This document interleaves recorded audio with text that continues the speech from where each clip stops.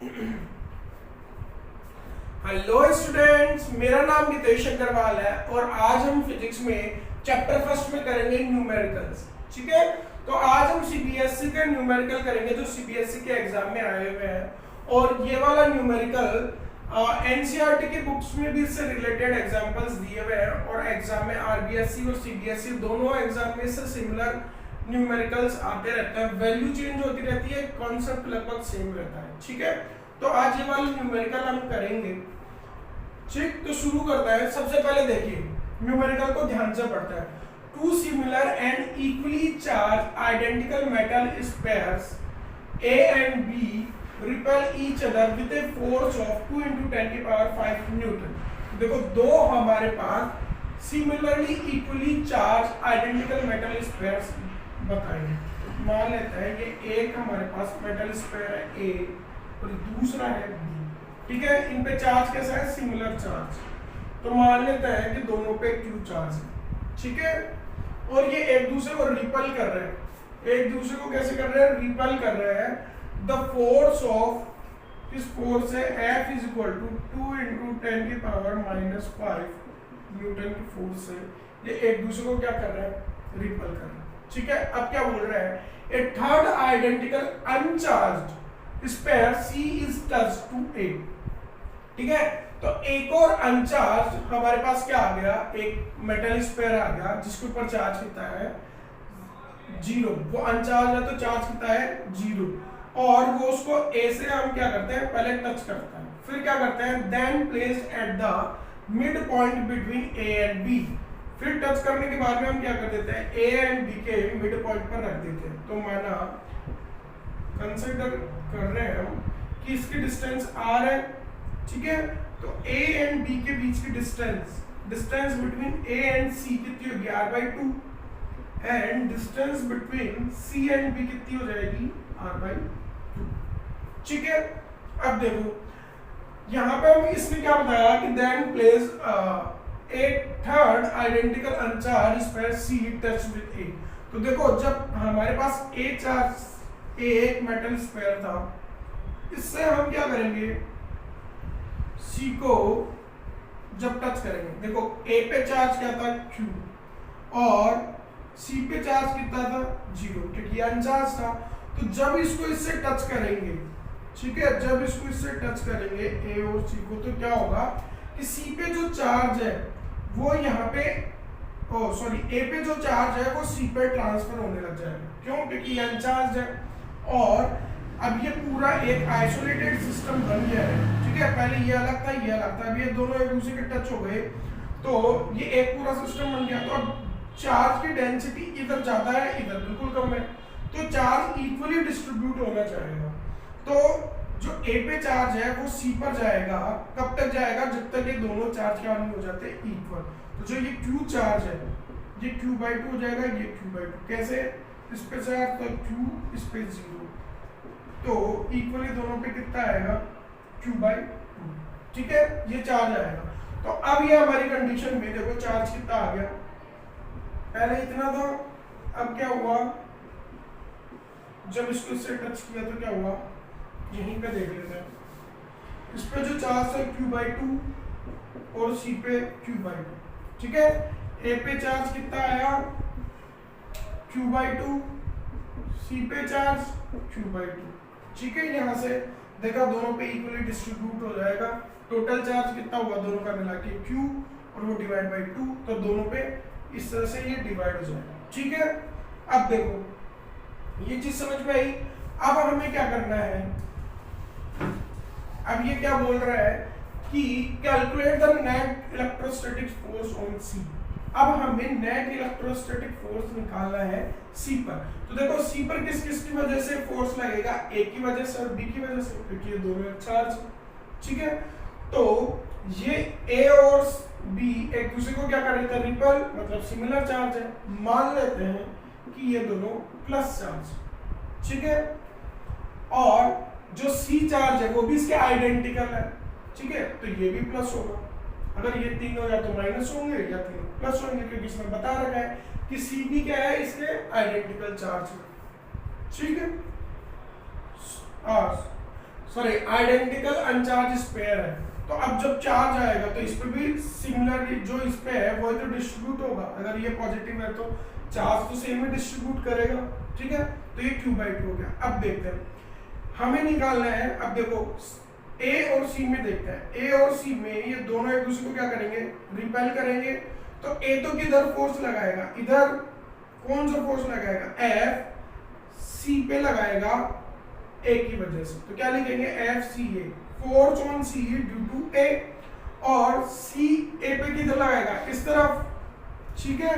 लेकिन अभी हमें इससे कोई मतलब नहीं है तो इसको हम हटा देते हैं, ठीक है, क्योंकि अभी तो C पे निकाल रहे हैं नेट फोर्स।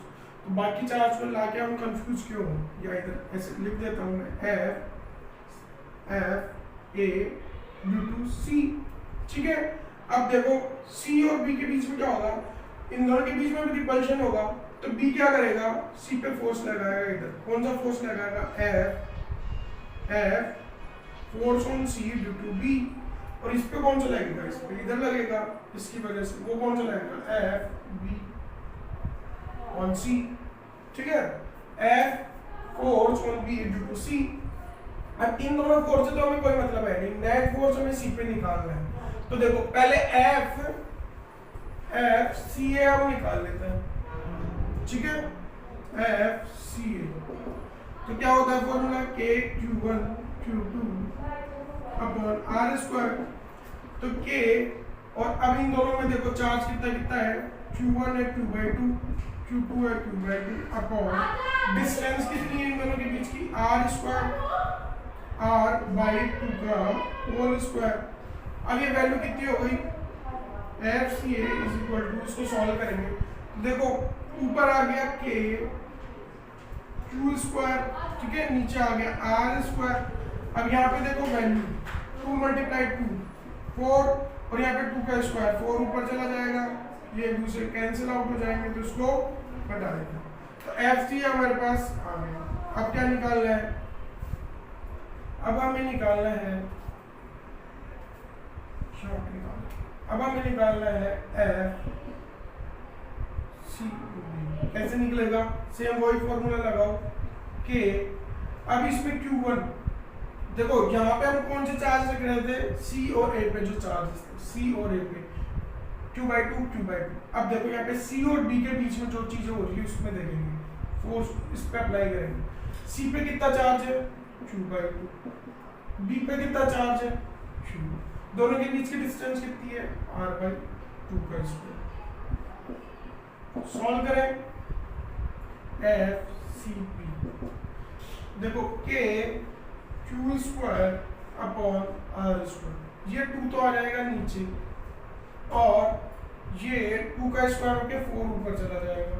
इसको इससे काटे कितना है, 2, तो टोटल हम यहाँ पे करते हैं, ठीक है, सिंपल है। अब देखते हैं हम नेट चार्ज निकालते हैं।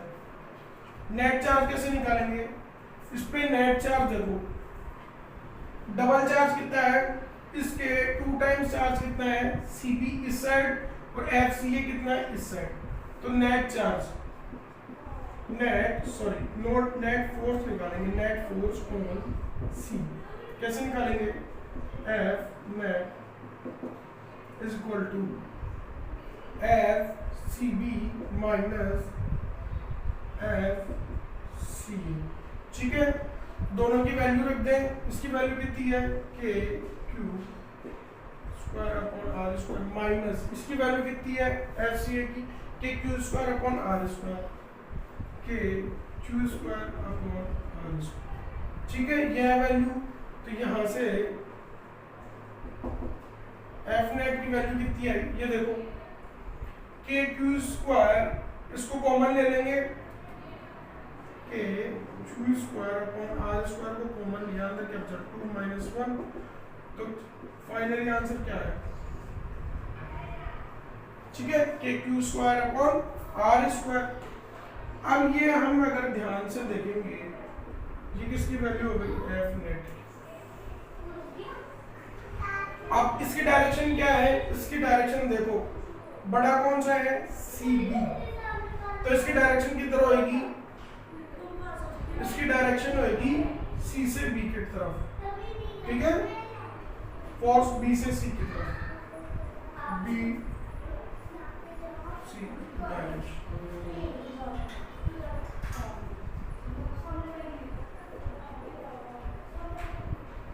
ठीक है, डायरेक्शन क्या होगी, बी से सी की तरफ, ये वाला नेट फ्लो इस डायरेक्शन में है। ठीक है, तो वो हमने उसकी डायरेक्शन लिख दी। अब देखो इसकी वैल्यू कितनी होगी, एफ नेट की वैल्यू निकालो, यहाँ पे देख लेते हैं, उसको हटा दें। अब ये बोल रहा है कि एफ, ये किसकी वैल्यू थी, एफ ए बी की, ठीक है, इन दोनों फोर्स की, ये एक दूसरे को रिपल्स कर रहे थे। तो स्टार्टिंग में ए और बी पे चार्ज कितना था, इस पे भी क्यू था, इस पे भी क्यू था, जब ये नहीं था तो उसकी वैल्यू कितनी आई, क्यू इंटू आर स्क्वायर, वही सेम फॉर्मूला यूज करेंगे। और उसकी वैल्यू कितनी थी, 2 इंटू, इसका मतलब क्या हो गया, ये स्क्वायर, और यहाँ से 2 इंटू 10 की पावर -5, ये इसकी वैल्यू आ गई। अब ये देखो ये वैल्यू किसके बराबर है, यहाँ पे जो एफ नेट की वैल्यू आई है, एफ नेट की वैल्यू वो एफ ए बी के तो बराबर है, वो क्या है, k q square upon r square. देखो दोनों वैल्यूज, तो इसका आंसर क्या आ जाएगा, 2 इंटू, और ये किसके इक्वल है, इसके न्यूटन। ठीक है, और डायरेक्शन क्या आ जाएगी, direction B to C, direction and direction of B to C. ठीक है, तो ये क्या आ गया हमारा इसका आंसर। ठीक है, ये चीज समझ में आई। सिमिलर कॉन्सेप्ट है, चीज ये ध्यान देनी है कि अगर कोई अनचार्ज है और किसी के टच कर रहा है तो दोनों में चार्ज इक्वल आएगा, ट्रांसफर होगा जिस पे चार्ज ज्यादा है ना, और कब तक, जब तक दोनों का चार्ज इक्वल नहीं हो जाएगा। तो वहां से हमने सी पे नेट चार्ज निकाला, इसको हम भूल गए क्योंकि इस पे नहीं निकाला था, इसको हम भूल गए, इस पे चार्ज निकाला नेट चार्ज, उसकी ये वैल्यू आई। अब ये चीज हमें पहले ही बोल रखा था कि ये 2 इंटू 10 की पावर -5 किसकी वैल्यू है, ये जो ए और बी पहले जो दो चार्ज थे, ठीक है, इनिशियल कंडीशन में, उन पे दोनों पे चार्ज कितना था, इनिशियल कंडीशन में चार्ज इस पे भी क्यू था, इस पे क्यू था, और इस पे क्यू बराबर 0 था। ठीक है, उस कंडीशन की बात हो रही है ये स्टार्टिंग में। तो उससे फॉर्मूला क्या आएगा कि Q1 Q2, तो दोनों की वैल्यू Q है तो Q का स्क्वायर, और दोनों के बीच की डिस्टेंस कितनी है, R, तो R का स्क्वायर। A और B के बीच की डिस्टेंस R है, और उसकी वैल्यू कितनी दे रखी थी, 2 इंटू 10 की पावर 9। अब जब हमने F नेट निकाला तो उसकी भी Q के Q square upon R square आया, और ये किसके इक्वल हो गया, ये इसके बराबर आई वैल्यू, तो सेम वैल्यू इसकी आ जाएगी। तो इसका आंसर क्या आएगा, 2 इंटू 10 की power 5 newton in the direction of B to C। ठीक है, तो उसको नोट कर लीजिए। Thank you.